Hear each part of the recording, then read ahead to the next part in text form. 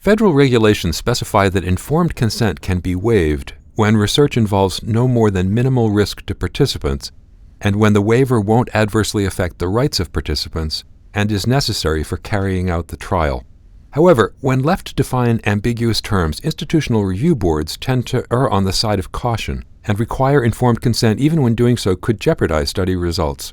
I'm Stephen Morrissey, managing editor of the New England Journal of Medicine, and I'm talking with David Asch, executive director of the Center for Healthcare Innovation at the University of Pennsylvania. Dr. Asch has co-authored a perspective article on how requiring informed consent when it's not necessary to protect research participants can undermine a trial's validity. Dr. Asch, why do you think IRBs have typically been so conservative when it comes to interpreting the common rule, even when ethicists have consistently found that waiving consent can be acceptable? Yes, I think that is the central question, or at least it's a barrier that we might want to overcome. We desperately need research protections. We need to protect participants from the kind of research that might harm them or their rights, and so IRBs have an essential role in the research process, particularly because they can be far more objective than the investigators themselves. I do think, though, that some of the very well-meaning, well-intentioned, and necessary protections that get imposed by and created by IRBs sometimes get overgeneralized to settings where they don't really apply. So I think the kinds of approaches we would take to evaluating, for example, a clinical trial of drug A versus drug B, make you think that the process of consent doesn't create a problem because we have a theory about the delivery of drugs and their mechanism of action that makes us think that if you agree to participate in a trial and the drug works in you, then we can generalize that that's likely to work for the people who don't agree to participate in the trial. We don't think that there's going to be something fundamentally different about how the physiology works in people who agree or don't agree to participate in a trial. But so much of the exciting research being done in health systems these days, I think, aims to improve cancer screening or medication adherence or weight loss, and success in these trials probably has a lot to do with participants' intrinsic motivations. And so the result is that we were testing interventions in a bunch of people who were motivated enough to agree to a trial, and their outcomes might not really tell us about the people we most wanted to reach, who are typically the people who might not enter a trial. So what I'm saying is I think that the IRBs, often in a very well-meaning way, might end up overgeneralizing their processes from situations where consent doesn't matter so much to the validity of a trial to trials where consent does make a difference in the validity of a trial. So in your article, you present a hypothetical example of health systems that are evaluating strategies for encouraging patients to undergo colorectal cancer screening. Can you give us some real-life examples of situations where requiring patient consent for low-risk research can do more harm than good? Sure, and actually the examples were only slightly hypothetical. I think the examples of different trials to encourage colorectal cancer screening or any kind of cancer screening, those are going on all the time. I think another example are trials, many of which I participated in, that relate to improving medication adherence, right? If we're doing a trial to increase adherence to the medication that patients' doctors have already prescribed to them, what's the potential harm in that that's incremental to the harm that those medications might already risk? So should you really have to consent people to engage in a study about reminder messages or electronic pill bottles that might monitor their adherence? Those are really relatively low-risk interventions, but they might be done in a randomized controlled trial and you're measuring outcomes, and they look like any other kind of clinical research, but is there really any incremental risk to that? All that trial is trying to do is to get people to take the medicines that were already prescribed. Once you start requiring consent there, which I think is debatable, we wouldn't have written the article if we thought that this was a no-brainer.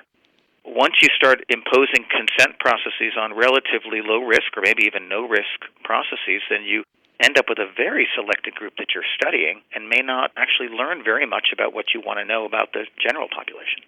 Another issue that you bring up in your article is the perhaps excessive focus on the distinction between research and quality improvement. How have health system leaders and IRBs defined the difference between research and quality improvement, and where do you think that boundary should be going forward? That is a real sort of boogeyman of this whole enterprise. I don't know where to put that boundary, and maybe I'm part of the problem, but I think that is fundamentally the problem. I think there is much less of a real distinction between quality improvement and research than many of our regulatory processes would seem to suggest. So one classic definition of research is that it's a systematic approach to producing generalizable knowledge. And I would say that that definition fits so many of our QI activities as well. To my thinking, that's not the distinction. The distinction isn't that it's systematic and generalizable. QI does that, research does that. To my thinking, the more important distinction is whether an activity risks harming people or violating their rights. So we need to protect people and their rights, and it seems to me that those goals are relevant no matter what we call something. We can call it QI or we can call it research. We still need to protect people and their rights. And at the same time, I don't think we should have even more than just that kind of protection just because we labeled something as research. I would personally call for the elimination of a focus on that distinction. I think it's confusing. Lots of the existing literature attempts to sort of thread the needle and create some clear lines between research and quality improvement, and I don't think any of them has been really successful. Some make some sense at the time, but I largely think the distinction is a false one. Has anyone looked at how patients feel about these situations, whether they would want to be informed if they're being included in research that's unlikely to cause them any harm? That's a really interesting question, too, and I'm not up on this literature to a great extent, but one of the things that's interesting is that patients' perceptions of these activities depend considerably on what word you use. So if you call it an experiment, people think differently about it than if you call it research or call it a study. And so when patients' perceptions are so sensitive to the subtle differences in the connotation of words, it just means we ought to be very, very careful about how we interpret those perceptions as well. At the same time, I think patient perceptions are going to be critical because we're all stakeholders in this enterprise. And we need to have firm and established trust relationships with all parties. And I think the spirit of voluntariness that has been such an essential part of the research enterprise definitely has its place. In fact, it has a very prominent place. So for IRBs, what's the first step? How can they be encouraged to consider these waivers more seriously? How can we change their thinking about low-risk research? I think there are probably a couple of steps. One of them is to really ask the question of what is the incremental risk that really is imposed on people, either by the intervention that might be planned in a trial or the incremental risk of randomization.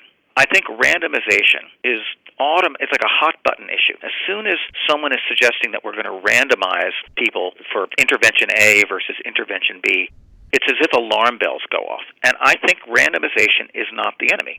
It seems silly to me to say that it's okay to offer all patients A or all patients B without their consent about the choice. Like one hospital always gives patients A and one hospital always gives patients B. There's no consent process in there. It seems silly to say that that's okay, but it's not okay within a single hospital to randomize them to being offered A or being offered B without their consent. So I think that's the first step, is not to see randomization as somehow an enemy or something that requires additional concern. I think a second one is just to take a step back and to recognize the kind of research that gets imposed on us without our consent in everyday life. We're constantly being subjected to involuntary trials outside of healthcare. I mean, every day when I come home, I empty my mailbox, and it's stuffed full of credit card offers. I didn't ask for those credit card offers. The marketing companies are using me as a subject to learn what kinds of offers work better. Each one of those letters I get is one arm in a randomized controlled trial. My neighbor is probably getting the same kind of offer, but it might be framed differently. I didn't consent to that.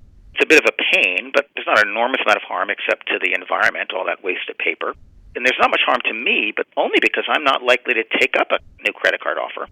For some people, actually, those credit card RCTs are potentially quite toxic, right? Certainly if they encourage people to take on more debt than they can handle, or credit card rates, interest rates that are much more than they can handle. So recognizing that kind of background risk and comparing an unconsented trial to improve rates of colorectal cancer screening, I think the colorectal cancer screening trial is likely to be much safer than a trial about different credit card offers, since I think colorectal cancer screening is, for many patients, a good thing, and credit card offers for many people are often a bad thing. So finally, given all of this, what can investigators themselves do to protect the validity of their research when it's posing only minimal risk to participants? I think that is the burden on investigators, and that is to make sure that the sample that they are studying is representative of the sample to which they want to apply their later results. That's a lesson in trial design that's always been true, and it's no more or less true in these settings than any other. It's just that for many kinds of settings, the selection process of consent doesn't threaten the validity of the study, the generalizability of the study. But in so many studies of behavior, human behavior, whether you take your medications, whether you adhere to a particular treatment, whether you participate in cancer screening, those have such a strong behavioral component, are so likely to be influenced by participants' intrinsic motivation, that we need to make sure that the selection processes into the trial don't select on the basis of motivation. And consent often does. So I think these issues are far more important for the trials that have a behavioral component than the trials that are mostly physiologic.